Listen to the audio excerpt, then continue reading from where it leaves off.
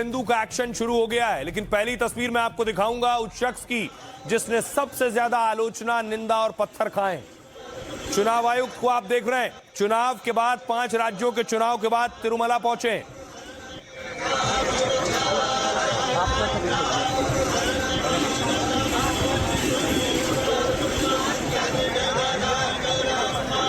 मुख्य चुनाव आयुक्त ज्ञानेश कुमार को आप देख रहे हैं, उनके ऊपर बड़ी जिम्मेदारी थी 5 राज्यों के चुनाव की। विरोधी उनकी आलोचना करते रहे, लेकिन अपनी जिम्मेदारी के निर्वहन के बाद वो तिरुमला पहुंचे।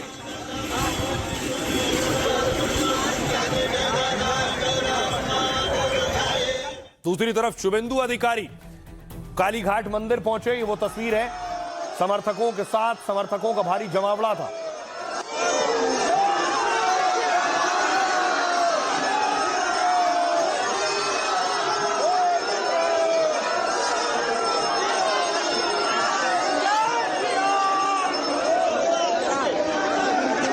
दूसरी तरफ देखिए जरा, बीजेपी के विधायक अब हो गए हैं। बीजेपी की सरकार है तो बीजेपी के विधायक लोगों के बीच जा रहे हैं, समस्याएं सुन रहे हैं। ये बीजेपी के एमएलए हैं शंकर कुमार, अपने इलाके में जाकर लोगों से उनकी परेशानियां लिख रहे हैं, नोट कर रहे हैं।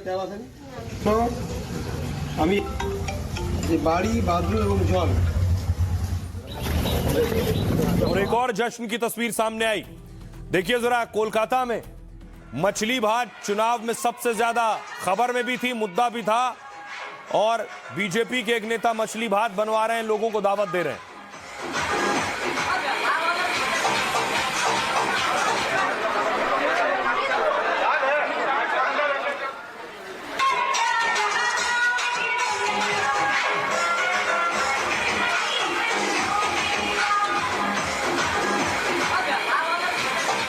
और बीजेपी के एक और नेता और मंत्री, पुराने नेता दिलीप घोष, देखिए जरा, खड़गपुर में मंत्री दिलीप घोष वहीं से चुनाव जीते।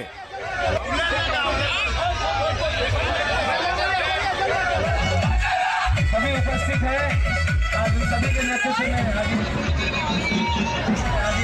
आगे जुलूस निकाला जा रहा है। बंगाल में शुभेंदु अधिकारी ने टीएमसी का तख्ता पलट कर दिया। अब सत्ता संभालते ही ममता के खास अधिकारियों पर गाज गिरना शुरू हो गई है। सीएम दफ्तर से लेकर फील्ड में तैनात ममता के करीबी अफसर रडार पर हैं। चुनावी हिंसा और बवाल करने वाले टीएमसी के कार्यकर्ता और उनके समर्थक भी पुलिस के हत्थे चढ़ रहे हैं। उधर सरकार जाने के बाद अब ममता ने पार्टी और सियासत बचाने की लड़ाई शुरू कर दी है। कभी जिनको सत्ता से उखाड़कर ममता सीएम बनी थी, अब कुर्सी जाते ही उसी लेफ्ट और कांग्रेस से हाथ मिलाना चाहती हैं। अब देखिए जरा कैसे शुभेंदु अधिकारी एक्शन में है। शुभेंदु अधिकारी लगातार कार्रवाई कर रहे हैं और उन्हें पता है कि किस किस पर एक्शन लेना है। देखिए जरा, शुभेंदु अधिकारी ने बंगाल का सीएम बनते ही बड़ा फैसला लिया है। फैसला क्या है? उन्होंने शपथ लेने के 24 घंटे के अंदर ही ममता की टीम बदल डाली और बंगाल में 150 से ज्यादा अधिकारियों को बदल डाला। शुभेंदु ने मुख्यमंत्री कार्यालय के 16 नौकरशाहों को हटा दिया है। कहा जा रहा है कि इनमें वो अफसर थे जो ममता की टीम में थे, यानी वो ममता के सीएम रहते, सीएमओ का काम संभालते थे। शुभेंदु ने सीएम बनने के तुरंत बाद उनका ट्रांसफर कर दिया। बदले गए अफसरों में सबसे बड़ा नाम शांतनु मुखोपाध्याय का है। 2014 बैच के आईएएस शांतनु को ममता का बेहद करीबी माना जाता है। टीएमसी से जुड़े कर्मचारी संघ के नेता प्रताप नायक को दार्जिलिंग भेज दिया गया है। और इतना ही नहीं, 46 और अफसरों से उनकी जिम्मेदारी ले ली गई। इन अफसरों की अगली तैनाती पर बाद में फैसला होगा। उधर कोलकाता पुलिस ने 93 अफसरों को राजधानी से बाहर कर दिया है। टीएमसी से जुड़े बताए जा रहे इन अधिकारियों का दूसरे जिलों में ट्रांसफर कर दिया गया।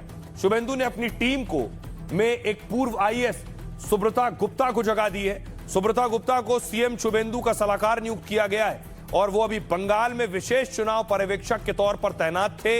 हालांकि चुनाव ऑब्जर्वर को सीएम की टीम में जाने पर भी सवाल उठ रहे हैं।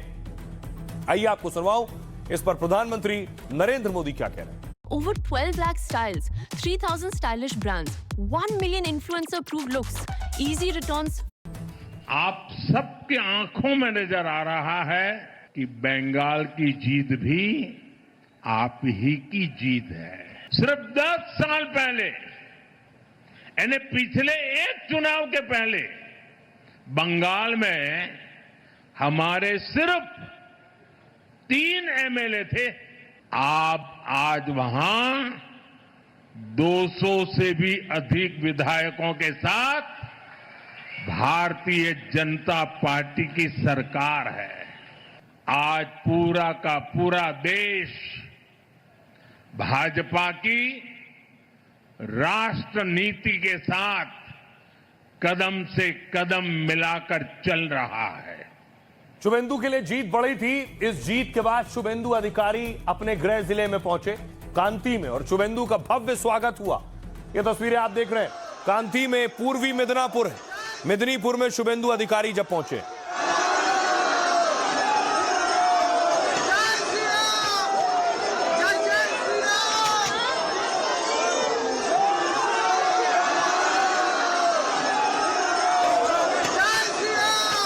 और उसके बाद शुभेंदु अधिकारी सुबह यहां से रवाना हुए। तब जरा जमावड़ा देखिए, जरा अपने नेता को, अपने जिले के बेटे को देखने के लिए और उनके समर्थक पहुंचे थे।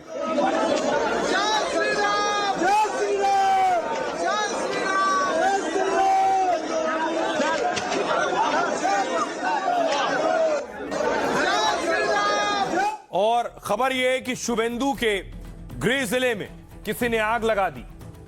ये देख रहे हैं पूर्वी मिदनीपुर की तस्वीरें आप देख रहे हैं। मिदनीपुर में यहां घर थे जिन घरों को जला दिया गया।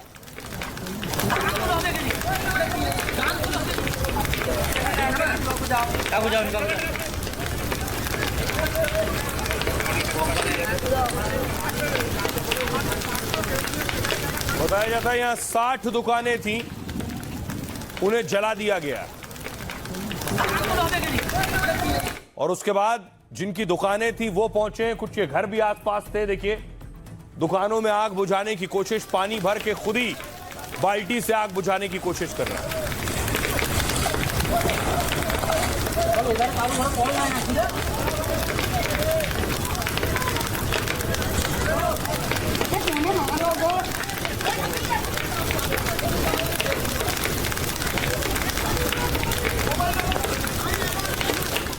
अब इस आगजनी पर टीएमसी सवाल उठा रही है।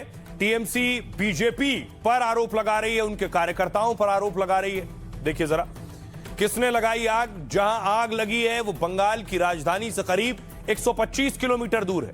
कोलकाता से 3 घंटे की दूरी पर मौजूद खेजूरी इलाके में वारदात हुई है। यह पूर्वी मेदिनीपुर जिले में आता है जो नए सीएम का गृह जिला है। दावे के मुताबिक यहीं के हिजली शरीफ में करीब 60 दुकानें फूंक दी गई। जो वीडियो सामने आया है उसने आग की लपटें उठती दिख रही उसमें, जिसकी चपेट में आने से कई दुकानें जलकर खाक हो गईं। रात के अंधेरे में कुछ लोग आग बुझाने की कोशिश कर रहे हैं, लेकिन आग इतनी भीषण थी कि आसानी से बुझना मुश्किल थी। आरोप है कि उपद्रवियों ने तोड़फोड़ के बाद भीषण आगजनी की है। टीएमसी ने हिंसा और आगजनी के लिए बीजेपी को जिम्मेदार ठहराया। ममता के भतीजे और टीएमसी सांसद ने इसका वीडियो पोस्ट किया।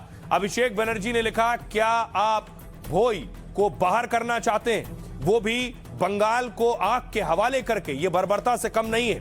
बंगाल में भोई एक समुदाय है जो मछली पकड़ने नाविक का काम करते हैं। अभिषेक ने कहा, बीजेपी समर्थित बदमाशों ने 60 दुकानों में आग लगा दी है, जिससे रातों रात बेकसूर लोगों की रोजी रोटी तबाह हो गई है।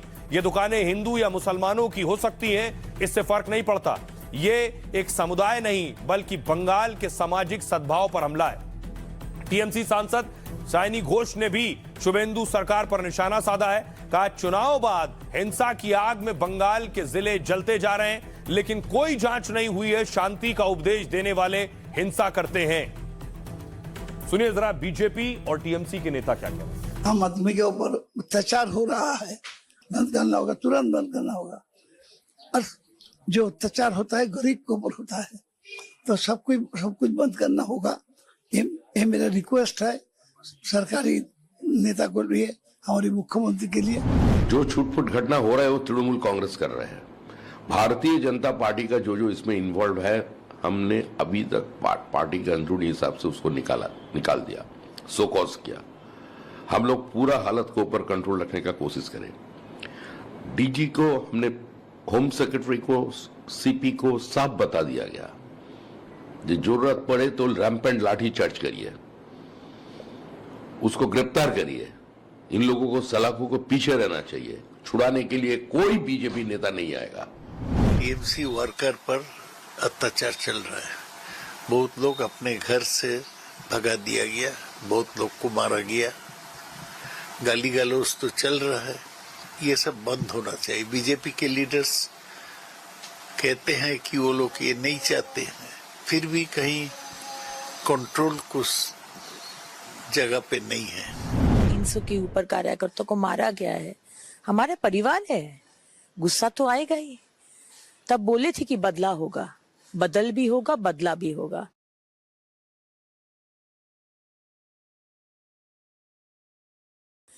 लेकिन